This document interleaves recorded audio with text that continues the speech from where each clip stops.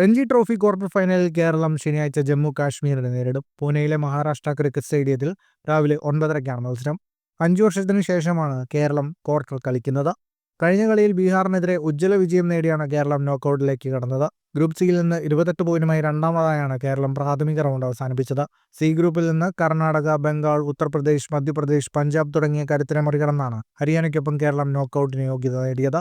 7 മത്സരങ്ങളിൽ 3 വിജയവും 4 സമനിലയും നേടിയ കേരളം ഒറ്റ മത്സരത്തിൽ പോലും തോൽവി വഴങ്ങിയിട്ടില്ല. ബാറ്റിംഗ് ബോളിംഗ് നിരകൾ അവസരത്തിനൊത്തുയർന്നതാണ് സീസണിൽ കേരളത്തിന് കരുത്തായത്.